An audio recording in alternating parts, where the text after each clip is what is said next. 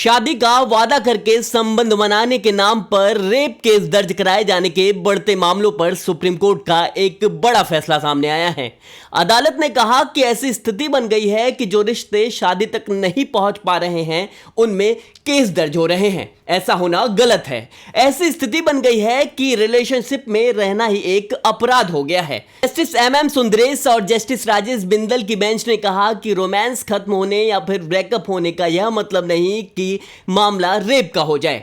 अदालत ने कहा कि अब समाज में जिस तरह से मूल्य बदल रहे हैं, हमें यह समझना होगा कि रिलेशनशिप टूटने का मतलब रेप केस ना बन जाए। अदालत ने यह टिप्पणी एक शख्स की अर्जी पर सुनवाई करते हुए की जिसने रेप केस खारिज करने की अर्जी दी थी। उस शख्स के खिलाफ मंगेतर ने ही रेप का केस दाखिल किया था जिससे उसकी सगाई हुई थी, लेकिन शादी नहीं हो पाई थी। महिला का दावा था कि शादी का गलत वादा करके उसके साथ संबंध बनाए गए। इस मामले में युवक का पक्ष वरिष्ठ वकील गीता लूथरा ने रखा, जबकि महिला की तरफ से माधवी दीवान ने दलीलें दी।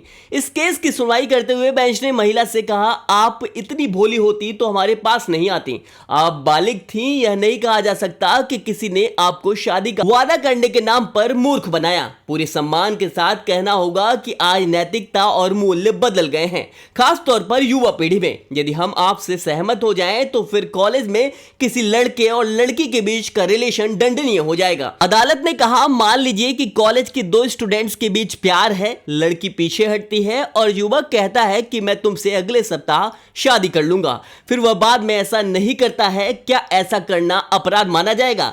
बेंच ने यह भी कहा कि यह परंपरागत नजरिया है जिसमें पूरी अपेक्षाएं पुरुषों पर ही डाल दी जाती हैं। इस पर महिला की वकील ने कहा कि यह मामला तो अरेंज मैरिज का है। वकील माधवी दीवान ने कहा, इस मामले में संबंध बनाने की मंजूरी फ्री कंसेंट का केस नहीं है। यह मसला है कि युवती को लगा कि यदि वह मंगेतर को खुश नहीं करेगी तो वह शादी नहीं करेगा।